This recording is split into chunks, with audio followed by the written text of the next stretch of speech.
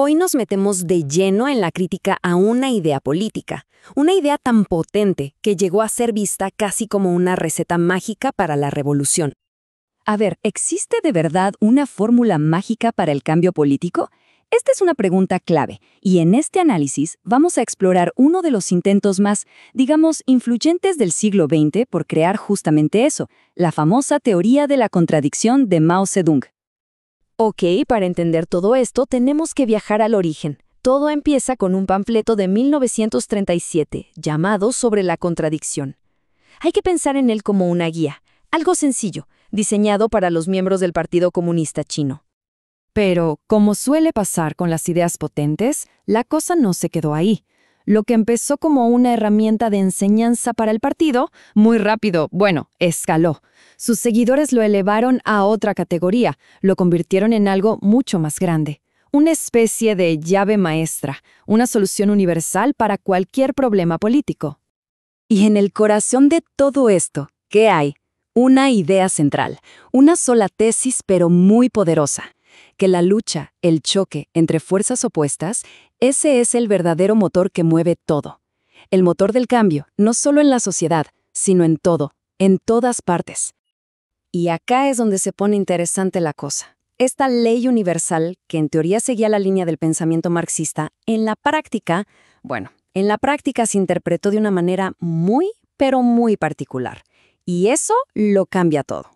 Es justo ahí donde surge la crítica principal que vamos a analizar, porque resulta que esa simplicidad, que en un principio parecía una virtud, se termina convirtiendo en el gran problema.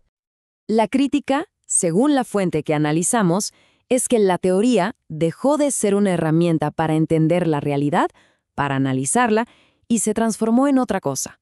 Se volvió una especie de receta mágica, un molde para justificar decisiones, casi como un conjuro, ¿no?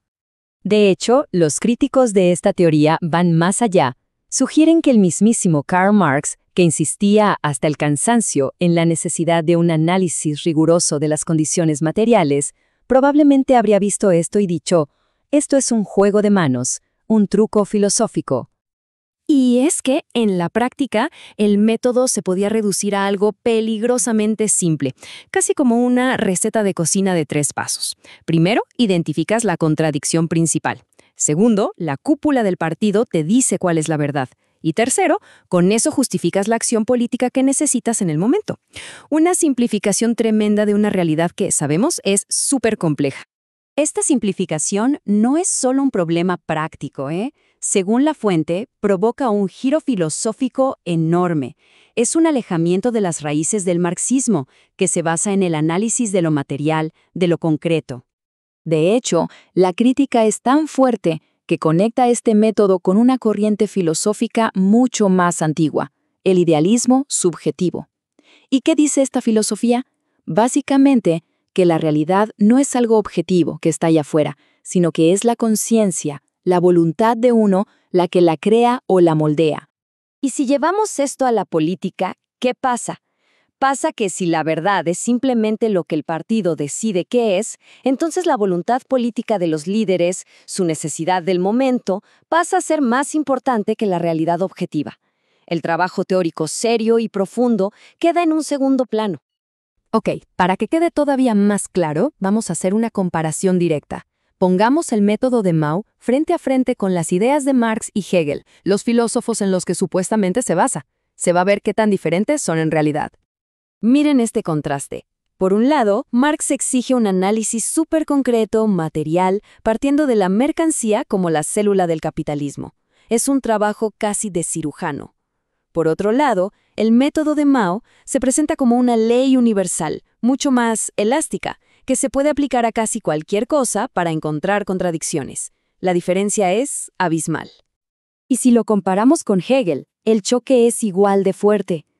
Para Mao, la verdad la define la voluntad del partido y sirve para justificar decisiones políticas subjetivas.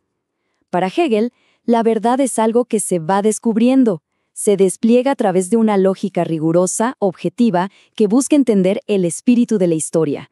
Son dos mundos. Y aquí viene lo más irónico de todo. la verdadera paradoja. El propio Mao, en 1944, advirtió sobre esto. Dijo textualmente que había que guardarse de la subjetividad, de la unilateralidad. O sea, advirtió en contra de aquello que, según los críticos, su propia teoría termina fomentando. Un verdadero drama filosófico. Entonces, la gran pregunta es, ¿qué pasa en el mundo real?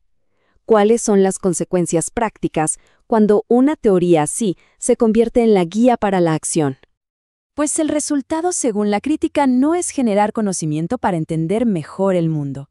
El resultado es una lógica que sirve para justificar las maniobras políticas, pero después de que ya se hicieron. La teoría va por detrás de la acción, no por delante.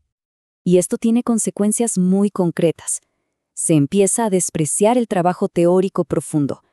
El militante ya no tiene que analizar, solo tiene que aplicar el esquema que le dan para justificar una orden. La teoría se vuelve un estorbo, no una guía. Y al final, lo que se impone es la voluntad subjetiva del partido, lo que abre la puerta al oportunismo táctico. De hecho, los críticos señalan que esta forma de pensar tuvo consecuencias terribles, poniendo de ejemplo el gran salto adelante, donde la voluntad política de cumplir metas industriales totalmente irreales se impuso sobre cualquier análisis de la realidad. Y los resultados, bueno, fueron catastróficos.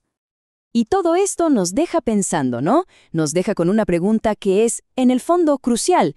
¿En qué momento una teoría útil se transforma en un dogma peligroso?